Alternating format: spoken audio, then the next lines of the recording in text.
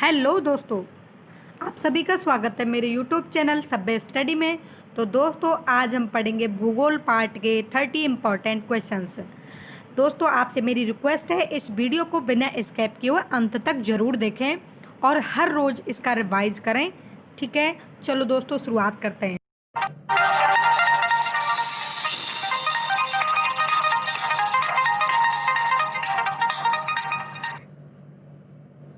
जैसा कि हमने बताया, वीडियो की शुरुआत करते हैं। तो लीजिए क्वेश्चन नंबर फर्स्ट। ठीक है, भूरी क्रांति का संबंध है। भूरी क्रांति का संबंध है। तो आपको क्रांति हैं, जो बहुत सारी क्रांतियां हैं, इनको याद रखना ज़रूरी नहीं है। 4-5 क्रांतियां जो हैं इम्पोर्टेंट हैं, तो उनके बारे में मैं आपको बताती हूँ। इसमें क्वेश्चंस जो पूछा है, भूरी क्रांति का संबंध है, तो आपको बताती हूँ। भूरी क्रांति का जो संबंध है वो खाद्यान्न प्रसंस्करण से। ठीक है, भूरी क्रांति का संबंध किससे है? खाद्यान्न प्रसंस्करण से है। और जो आपकी भूरी क्रांति का संबंध खाद्यान्न प्रसंस्करण से है, तथा दुग्ध क्रांति जो है, इसमें दुग्ध क्रांति का संबंध जो है आपका दुग्ध क्रांति का संबंध दूध उत्पादन से संबंधित जो क्रांति आपकी दुग्ध क्रांति, अतः क्या कहते हैं, दूध उत्पादन से संबंधित आपकी कौन सी क्रांति है?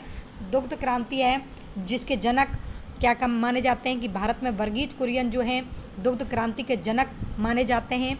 इसी प्रकार हमारे देश में हरित क्रांति भी हुई थी, जिसके जनक जो थे स्वामीनाथन थे, और विश्व स्तर पर हरित क्रांति के जनक जो थे नॉर्मन बोरलॉग माने जाते हैं। ठीक है, नॉर्मन बोरलॉग जो थे विश्व स्तरीय हरित क्रांति के जनक थे, और एम.एस. स्वामीनाथन जो थे हरित क्रांति के भारतीय जनक थे। और खाद्यान्न प्रसंस्करण जो है किस क्रांति से संबंधित है? क्वेश्चन किस में उठाया है? तो मैंने आपको एक्स्ट्रा क्वेश्चंस की नॉलेज दी है। ठीक है, तो भूरी क्रांति का संबंध है खाद्यान्न प्रसंस्करण से, करेक्ट आंसर है। ठीक है, अगले क्वेश्चंस पर आते हैं। भारत में रबी की प्रमुख फसल कौन सी है? भारत में रबी की प्रमुख फसल कौन सी है? तो आपको रबी, खरीफ और जायद 3 ऋतुओं में बटी हुई, 3 और मंथों में, महीनों में भी बटी हुई है।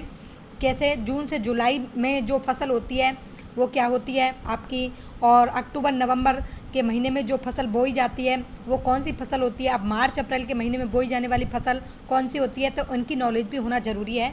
तो इसमें क्वेश्चंस उठाया है कि भारत में रबी की प्रमुख फसल कौन सी है।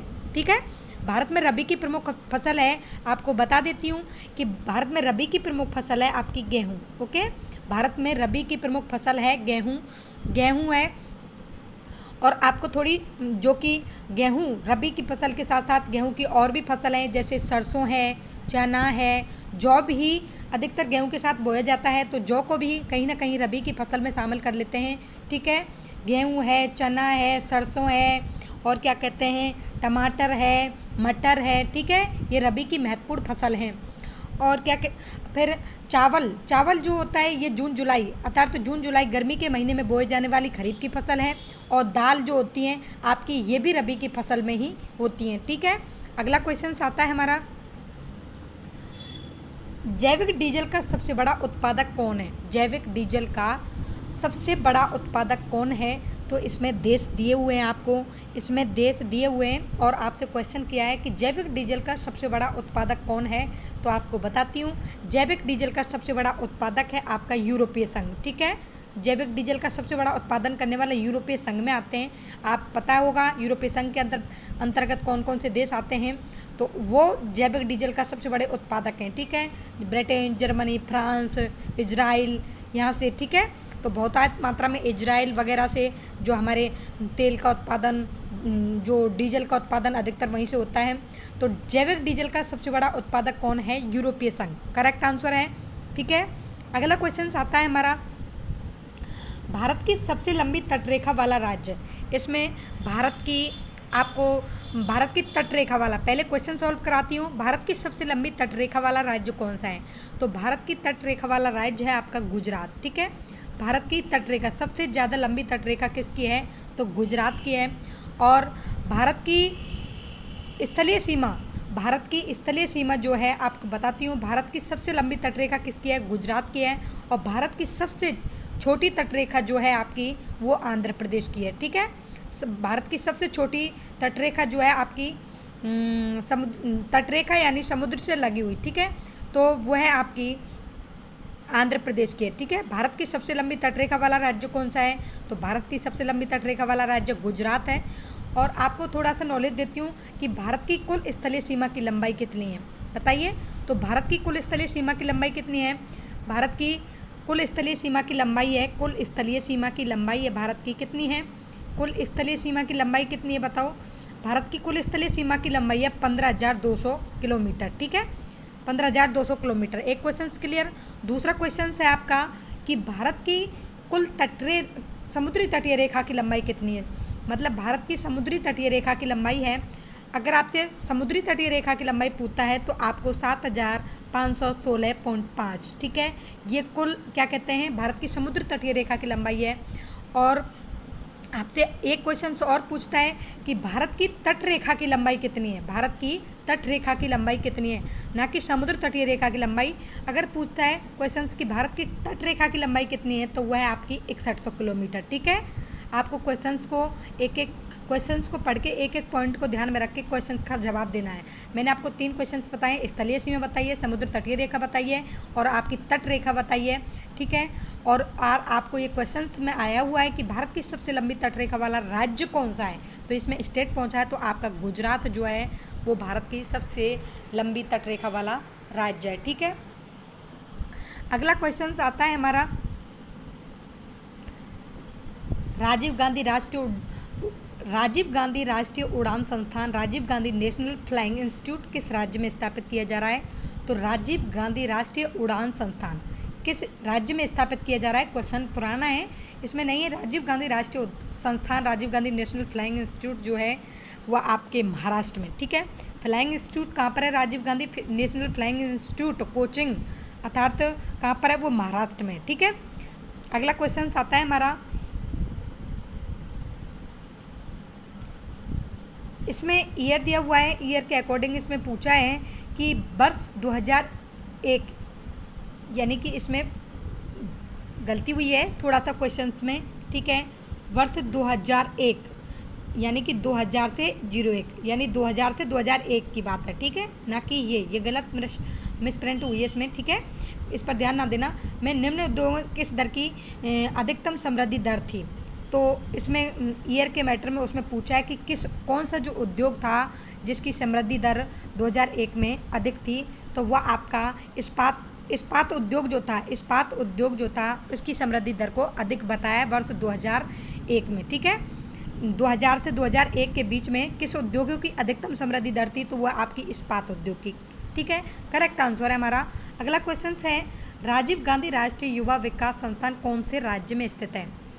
मैं आपको बहुत डीपली नॉलेज भी दे सकती हूँ, लेकिन मेरा केवल फैक्ट होता है कि आपको 30 इंपॉर्टेंट क्वेश्चंस करा दूँ क्लियर, क्योंकि उसके साथ साथ 1-2 क्वेश्चंस मैं एक्स्ट्रा बता के चलती हूँ। अगर मैं 2-2 3-3 एक्स्ट्रा बताऊँगी तो एक ही वीडियो में कम से कम 1-1 2-2 घंटे लग जाएंगे। मेरा यह है कि कम समय में आपको 30 क्वेश्चंस क्लियर करा के अगला 30 क्वेश्चंस, इससे क्या होगा, आपकी क्वेश्चंस की संख्या भी आपको ज़्यादा हो जाएगी और आपको नॉलेज भी अच्छी मिलेगी और अच्छा पढ़ाई भी होएगी। ठीक है, एक ही क्वेश्चंस में आपको बार बार तो ये टाइम लगेगा थोड़ा सा, इसलिए एक एक क्वेश्चंस में उसका एक एक अगर मतलब अदर्स क्वेश्चंस बताती हूँ इसीलिए। तो ठीक है, इस क्वेश्चंस को पढ़ते हैं। राजीव गांधी राष्ट्रीय युवा विकास संस्थान, तो हमारा क्वेश्चन आया था कि राजीव गांधी राष्ट्रीय युवा विकास संस्थान, तो अगला क्वेश्चन हमारा था कि राजीव गांधी क्या कहते हैं उड़ान संस्थान फ्लाइंग इंस्टीट्यूट कहाँ पर थी, तो महाराष्ट्र में थी। ठीक है, रिवाइज करवा रही हूँ। राजीव गांधी राष्ट्रीय युवा विकास संस्थान कौन से राज्य में स्थित है, तो राजीव गांधी राष्ट्रीय युवा विकास संस्थान जो है आपके तमिलनाडु में। ठीक है, आपके तमिलनाडु स्टेट में स्थित है। अगला क्वेश्चन आता है हमारा, पृथ्वी की ग्रह की संरचना में प्रवार के नीचे क्रोड निम्नलिखित में से किस एक से बना है? तो प्रवार जो है पृथ्वी की ग्रह की जो संरचना है, हमारी पृथ्वी ग्रह कितनी परतों में विभक्त है, आप बताइए। पृथ्वी ग्रह जो है आपकी 3 परतें हैं, सियाल, सीमा, निफे। तो इसमें क्वेश्चन किया है कि पृथ्वी ग्रह की संरचना में, कि पृथ्वी ग्रह की निर्माण में प्रवार के नीचे क्रोड निम्नलिखित में किस एक से बना है, किस चीज़ से बना है, तो वह आपका इसमें लोहा बताया है। ठीक है, लोहे से बना है। प्रवार कोड किससे बना है, लोहे से बना हुआ है। ठीक है, अगला क्वेश्चन आता है हमारा, भारत के साथ लगी सबसे छोटी थल सीमा वाला देश कौन सा है? तो भारत के साथ लगी सबसे छोटी थल सीमा वाला देश तो क्वेश्चंस को पढ़ना इंपॉर्टेंट है। मैं आपसे कहती हूँ क्वेश्चंस पढ़ के जवाब दिया करें। भारत के साथ लगी सबसे छोटी थल सीमा वाला देश कौन सा है? थल सीमा, ठीक है, ना कि जल सीमा के मैटर में पूछा है। तो आपको बताती हूँ, इसका आंसर है अफगानिस्तान। ठीक है, अफगानिस्तान जो है इसके साथ भारत की सबसे छोटी सीमा लगी हुई है।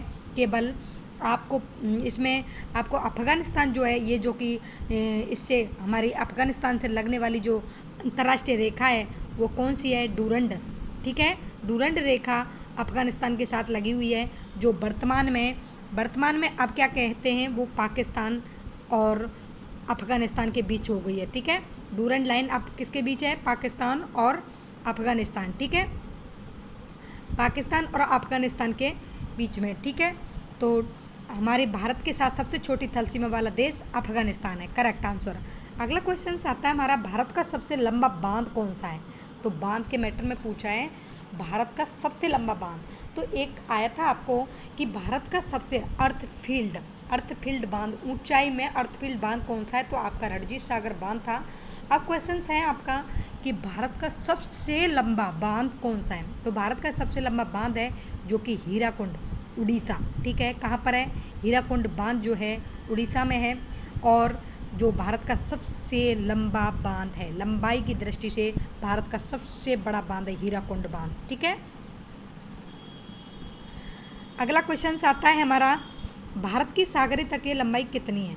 अब मैंने आपको पहले क्लियर कराया है ये आंसर क्वेश्चंस कि भारत की सागरीय तट की लंबाई पूछता है तो कितना करोगे बताओ। तो इसमें मैंने आपको बता ही दिया कि भारत की तटीय सागरीय तट की लंबाई आपकी 7516 है। ठीक है, इसका करेक्ट आंसर क्या है? 7516। और इसमें अदर्स क्वेश्चंस बताती हूँ आपको कि भारत की अगर आपसे कुल स्थलीय सीमा की लंबाई पूछता है, कुल स्थलीय सीमा, ये कितनी सीमाएं हैं? कुल स्थलीय सीमा की लंबाई है। ठीक है, ये कैसी है? स्थलीय सीमा की लंबाई है। और ये जो अदर्स दिए हुए हैं ये नहीं, 6100 किलोमीटर जो भारत की तटीय रेखा की लंबाई पूछते हैं। ठीक है, अगर सागर तटीय लंबाई तो टोटल लंबाई है 7516.5 है ये। ठीक है, अगला क्वेश्चन आता है हमारा, निम्न में से खिलौनों के निर्माण में काम आने वाला खनिज कौन सा है? निम्न में से खिलौनों के निर्माण में काम आने वाला खनिज, खिलौनों के निर्माण में किस चीज़ को काम में लिया जाता है? तो खिलौनों का जब निर्माण करते हैं तो आपका जो ये है क्या कहते हैं, इसमें क्वेश्चंस में गलती है, घिया पत्थर। ठीक है, इसमें घिया पत्थर को बताया है निम्न में से खिलौनों के निर्माण में काम आने वाला, कन्फ्यूजन क्वेश्चन है इसमें। फायर के लिए मेरे अकॉर्डिंग लगता है मुझे। ठीक है, निम्न में से, और आप जो भी हो आप एक इसको ट्राई करना, देखना, कोशिश करना कौन सा खिलौनों के निर्माण में काम आने वाला खनिज कौन सा है? तो आपका घिया पत्थर है। इसमें घिया पत्थर दिखाया है, घिया पत्थर है। ठीक है, फायर के लिए। अगला क्वेश्चन, भारत की सबसे लंबी नदी कौन सी है? भारत की सबसे लंबी नदी कौन सी है? तो भारत की सबसे लंबी नदी है आपकी गंगा। भारत की सबसे लंबी नदी कौन सी है? तो भारत की सबसे लंबी नदी कहाँ पर है? गंगा है। और आपको बताती हैं भारत की गंगा की सहायक नदी क्या है? गंगा की सहायक नदी, भारत की सबसे लंबी नदी क्वेश्चन गंगा है। ठीक है, भारत की गंगा की सहायक नदी यमुना है। और दक्षिण भारत की गंगा किसको कहते हैं? तो वह कावेरी है। दक्षिण भारत की गंगा कावेरी। ठीक है, अगला क्वेश्चन आता है हमारा, सुक्ता परियोजना किस नदी पर है? सुक्ता परियोजना किस नदी पर है? तो सुक्ता परियोजना जो है आपकी पेंच नदी पर है। सुक्ता परियोजना किस नदी पर है? तो सुक्ता परियोजना आपकी पेंच नदी पर है। ठीक है, अगला क्वेश्चन है हमारा, क्यूबा द्वीप किस सागर में स्थित है? क्यूबा द्वीप किस सागर में स्थित है? तो आप नाम के अकॉर्डिंग इसको याद रख सकते हैं कि क्यूबा द्वीप अर्थात क्यू से कैरेबियन। ठीक है, क्यू कैरे, ठीक है, क्यू कैरेबियन सागर, क्यू कैरेबियन सागर। ठीक है, द्वीप किस सागर में स्थित है? क्यूबा कैरेबियन सागर द्वीप में स्थित है। ठीक है, इसमें क्या कंफ्यूज हो जाते हैं, और आपको थोड़ा सा और नॉलेज देती हूँ कि हमारे विश्व का सबसे बड़ा महासागर कौन सा है तथा हमारा देश किस महासागर से टच होता है, उत्तरी ध्रुव महासागर किधर है, क्या है, तो इन चीज़ों की नॉलेज भी होना आपको जरूरी है। प्रशांत महासागर हमारे विश्व का सबसे बड़ा महासागर है। हमारे देश की तीनों ओर सीमाओं को टच करने वाला हिंद महासागर है। इसी के नाम पर, हिंद एशिया के नाम पर ही हमारे देश का नाम हिंदुस्तान पड़ा था। ठीक है, अगला क्वेश्चन है हमारा, तो आपका ये क्वेश्चन हो गए कैरेबियन सागर। ठीक है, क्यूबा द्वीप क्वेश्चन पूछा है, क्यूबा द्वीप किस सागर में स्थित है? तो कैरिबियन सागर में स्थित है। कितने देश ऐसे हैं जो भारत की स्थलीय सीमा और जलीय सीमा से लगे हुए हैं? कितने देश ऐसे हैं जो भारत की स्थलीय सीमा और जलीय दोनों सीमाओं से लगे हुए हैं? तो 5 देश ऐसे हैं जो भारत की स्थलीय सीमा, ठीक है, जो भारत की स्थलीय सीमा, 5 देश ऐसे हैं जो भारत की स्थलीय सीमा और जलीय सीमाओं से लगे हुए हैं। ठीक है, अगला क्वेश्चन से हमारा, इसमें 3 देश हैं, सॉरी 5 देश नहीं है इसमें।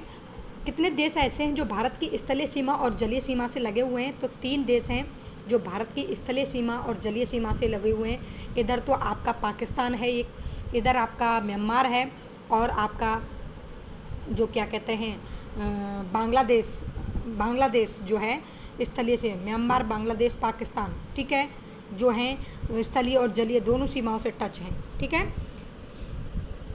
क्योंकि श्रीलंका, मालदीव और जो हैं आपके दमन द्वीप, दादर नागर, लक्षद्वीप, ये सारे जलीय, चारों तरफ जलीय से घिरे हुए हैं, स्थलीय सीमा से टच नहीं है। तो इसलिए कितने देश ऐसे हैं जो भारत की स्थलीय सीमा, पाकिस्तान जो जलीय और स्थलीय सीमा से दोनों से टच है, और क्या कहते हैं बांग्लादेश, म्यांमार जो है ये भी स्थलीय और जलीय। तो 3 देश ऐसे हैं जो उससे टच है। ठीक है, मिट्टी के निर्माण में सबसे अधिक महत्वपूर्ण कारक, अगला क्वेश्चन है हमारा, मिट्टी के निर्माण में सबसे अधिक महत्वपूर्ण कारक क्या होता है? मिट्टी का जो निर्माण होता है तो वहाँ मिट्टी के निर्माण में सबसे महत्वपूर्ण कारक होगा मेरे हिसाब से स्थानीय जलवायु। ठीक है, स्थानीय जलवायु मिट्टी के निर्माण में सबसे अधिक महत्वपूर्ण कारक है, और स्थानीय जलवायु ही मिट्टी के निर्माण में एक महत्वपूर्ण भूमिका अदा करती है। ठीक है, स्थानीय जलवायु, जैसी वहाँ की जलवायु होगी उसी प्रकार की मिट्टी पाई जाती है। जैसे महाराष्ट्र वगैरह में जो होता है काली मिट्टी का वो है, जहाँ पर क्या कहते हैं खनिज भंडार की वो है अधिकता, और रेतीली मिट्टी पाई जाती है। नदियों के उनमें बहावों में, मैदानों में, मैदानी जो क्षेत्र हैं उनमें भूरी मिट्टी पाई जाती है। ठीक है, मिट्टी के निर्माण में सबसे अधिक महत्वपूर्ण कारक कौन सा है? तो स्थानीय जलवायु है। अब पूछा है, अगला क्वेश्चन आता है हमारा, खोलांगचू परियोजना भारत ने किस देश के साथ प्रारंभ की थी? तो खोलांगचू परियोजना भारत ने किस देश के साथ प्रारंभ की थी? तो हमारी आपको पता होना चाहिए कि खोलांगचू परियोजना जो है, खोलांगचू परियोजना भूटान के साथ, ठीक है, भूटान के साथ, सिक्किम, भूटान, ठीक है, हमारे देश के साथ सबसे खोलांगचू परियोजना है ये उत्तरी पूर्वी इलाके में है, उत्तरी इलाके में है। तो भूटान देश जो है इसके साथ भारत ने खोलांगचू परियोजना, खोलांगचू भू, ठीक है, इसको अकॉर्डिंग इसको याद रख सकते हैं, खोलांगचू भू, ठीक है, खोलांगचू परियोजना के देश के साथ प्रारंभ की थी? तो आपके क्वेश्चंस का आंसर होगा भूटान देश के साथ प्रारंभ की थी। ठीक है, अगला क्वेश्चन आता है हमारा, पोलावरम बहुउद्देशीय परियोजना का निर्माण किस नदी पर किया जा रहा है? पोलावरम बहुउद्देशीय परियोजना का निर्माण किस नदी पर किया जा रहा है? तो आपका पोलावरम बहुउद्देशीय परियोजना का निर्माण किस नदी पर किया जा रहा है? तो आपकी ये नदी होगी गोदावरी नदी। ठीक है, पोलावरम बहुउद्देशीय परियोजना का निर्माण गोदावरी नदी पर किया जा रहा है। ठीक है, अगला क्वेश्चन है हमारा, निम्न में से कौन सी नकदी फसल नहीं है? तो आपके फसलों की नॉलेज होना जरूरी है। तो निम्न में से कौन सी नकदी फसल नहीं है? तो चाय नकदी फसल है, चावल बताइए, गन्ना, ज्वार क्या है? तो गन्ना भी नकदी फसल है कहीं ना कहीं तक। चावल एक खाद्यान्न फसल है। ठीक है, तो चावल, उसमें क्वेश्चंस में पूछा है कि नकदी, क्वेश्चंस को पढ़िए, आप जल्दबाजी में क्वेश्चंस का आंसर मत दीजिएगा, इसमें पूछा है नहीं है। ठीक है, इनमें से कौन सी नकदी फसल नहीं है? तो आपको बताती हूँ कि नकदी फसल हमारी चावल नहीं है। ठीक है, चावल देखते हैं करेक्ट आंसर है हमारा, निम्न में से कौन सी नकदी फसल नहीं है? तो चावल की जो फसल है नकदी नहीं है। चाय, गन्ना, कपास और क्या कहते हैं मखाना, ये सारी हमारी नकदी फसल में आती हैं। ठीक है, चाय, गन्ना, कपास, ज्वार को भी कहीं ना कहीं तक नकदी फसल में शामिल कर लिया जाता है। ठीक है, तो इसमें चावल जो है हमारी एक खाद्यान्न फसल है जो भारत के बहुत बड़े भाग पर, बहुत भूभाग पर, बहुत मतलब क्षेत्रफल पर इसका उत्पादन किया जाता है, और चावल के उत्पादन में हमारे भारत का प्रथम स्थान है, और चावल के उत्पादन में पश्चिमी बंगाल का जो राज्य है वो प्रथम स्थान रखता है। ठीक है, अगला क्वेश्चन आता है हमारे, निम्न में से राजस्थान के सर्वाधिक निकट स्थित बंदरगाह कौन सा है? तो राजस्थान के, इसमें राजस्थान के पूछा है, स्टेट का कंडीशन दिया हुआ है, इसमें क्वेश्चंस में स्टेट कंडीशन दिया हुआ है राजस्थान के। ठीक है, सर्वाधिक निकट स्थित बंदरगाह तो आपका इसका कांडला हो जाएगा, गुजरात। ठीक है, कांडला बंदरगाह जो है गुजरात जो कि गुजरात में है, कांडला बंदरगाह इसके निकट स्थित है, राजस्थान के। ठीक है, अगला क्वेश्चन है हमारा, विश्व में कोयले के उत्पादन में भारत का स्थान कौन सा है? विश्व में कोयला के उत्पादन में भारत का स्थान कौन सा है? तो कोयला के उत्पादन में भारत कौन सा स्थान रखता है? आप बताइए इस क्वेश्चन का जवाब। इसमें कोयले के उत्पादन में पूछा है कि विश्व में कोयले के उत्पादन में भारत का कौन सा स्थान है? तो कोयले के उत्पादन में भारत का तीसरा स्थान है। ठीक है, भारत का तीसरा स्थान है कोयले के उत्पादन में। रूस वगैरह जो जर्मनी वगैरह में कोयले की जो खाने हैं तो वहाँ पर कोयले की अधिकतम मात्रा है, तो तीसरा स्थान रखता है भारत कोयले के उत्पादन में। ठीक है, भारत में विश्व में कोयले के उत्पादन में भारत का स्थान कौन सा है? तीसरा है। ठीक है, अगला क्वेश्चन आता है हमारा, अक्टूबर 2013 में उड़ीसा तथा आंध्र प्रदेश के तटवर्ती क्षेत्रों में आए भीषण चक्रवाती तूफान का नाम क्या था? तो अक्टूबर 2013 में आपको ये क्वेश्चंस जीके का क्वेश्चंस है, तो आपको पढ़ना है कि अक्टूबर 2013 में उड़ीसा तथा आंध्र प्रदेश के तटवर्ती क्षेत्रों में आए भीषण चक्रवाती तूफान का नाम क्या था? तो वह तूफान था आपका पाइलेन। ठीक है, वो तूफान क्या था आपका? पाइलेन उड़ीसा आंध्र प्रदेश के तटवर्ती क्षेत्रों में आया हुआ। अभी जो आया है तूफान वर्तमान में पश्चिम बंगाल में अम्फान तूफान है जो। अब इसी प्रकार तूफानों के नाम है, तो उड़ीसा आंध्र प्रदेश के कंडीशन दी हुई 2013 में आया था। कौन सा तूफान था? तो आपका पाइलेन तूफान जो था 2013 में आया था। ठीक है, करेक्ट आंसर। अगला क्वेश्चन है हमारा, निम्नलिखित में से कर्क रेखा के सर्वाधिक निकट स्थित शहर कौन सा है? तो इसमें कर्क रेखा के सर्वाधिक निकट, तो कर्क रेखा से गुजरने वाले 8 राज्य हैं। ठीक है, कर्क रेखा से भारत के कितने राज्य टच होते हैं? तो कर्क रेखा क्वेश्चंस में पूछा कर्क रेखा के सर्वाधिक निकट स्थित शहर है, तो आपका आंसर बता देती हूँ, बांसवाड़ा है। ठीक है, कर्क रेखा के स्थित निकट शहर कौन सा है? बांसवाड़ा है। इसमें राजस्थान स्टेट के बारे में क्वेश्चंस को उठाया है। ठीक है, अगला क्वेश्चन है, भारत में सबसे बड़ा नदी मुख किस नदी के मुख पर है?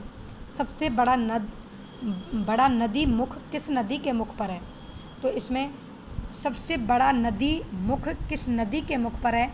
तो आपका ये क्वेश्चंस आपको पता होना चाहिए कि हुगली जो नदी है उसका नदी मुख सबसे बड़ा नदी मुख है। ठीक है, हुगली नदी का जो नदी मुख है सबसे बड़ा नदी मुख है। ठीक है, अगला क्वेश्चन देखते हैं। करेक्ट आंसर है हमारा, भारतीय समय को जिस मानक मेरिडियन के अनुसार निर्धारित किया जाता है वह कहाँ से होकर गुजरती है? तो वह कहाँ से? इसमें स्थान पूछा है कि भारतीय मानक समय। आप बताइए भारत का मानक समय क्या है? तो वो है आपका 82.5 डिग्री। ठीक है, 82.5 डिग्री है।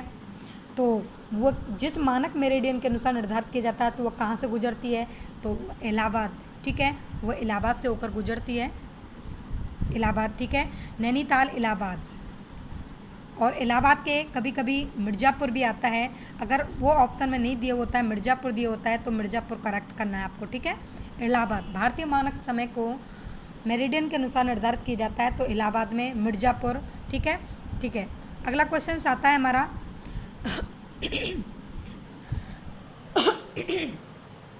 2014 में किस राष्ट्रीय उद्यान को विश्व धरोहर सूची में शामिल किया गया है? 2014 में किस राष्ट्रीय उद्यान को विश्व धरोहर सूची में शामिल किया गया है? तो आपका क्वेश्चंस जीके का है। 2014 में किस राष्ट्रीय उद्यान को विश्व धरोहर सूची में शामिल किया है? तो आपका ये बताती हूँ, जो ग्रेट हिमालय राष्ट्रीय उद्यान है उसको विश्व धरोहर की सूची में शामिल कर लिया गया है। ग्रेट हिमालय राष्ट्रीय उद्यान जो कि विश्व धरोहर की सूची में जिसको शामिल किया गया है। हमारा क्वेश्चंस करेक्ट है बिल्कुल। अगला क्वेश्चन है हमारा, जवाहर सागर बांध किस नदी पर स्थित है? जवाहर सागर बांध किस नदी पर स्थित है? तो जवाहर सागर बांध ये कहाँ पर गुजरता है? ये राजस्थान का बांध है। ठीक है, राजस्थान स्टेट के अंदर राणा प्रताप सागर बांध, जवाहर सागर बांध और क्या कहते हैं कोटा बजाज सागर बांध, ये सारे जो हैं आपके चंबल नदी पर हैं। ठीक है, आपके किस नदी पर हैं? जवाहर सागर बांध, राणा प्रताप सागर बांध, कोटा बैराज, ये सभी चारों बांधे जो हैं ये जवाहर सागर बांध किधर कहाँ पर है? तो जवाहर सागर बांध जो है आपके कोटा राणा प्रताप सागर बांध चित्तौड़गढ़ में है, जवाहर सागर बांध आपके उदयपुर में है। ठीक है, तो जवाहर सागर बांध किस नदी पर स्थित है? तो आपको पता है इसमें चंबल नदी पर है। ठीक है, अगला क्वेश्चन है हमारा, ओमकारेश्वर परियोजना निम्नलिखित नदियों में से किस एक से संबंधित है?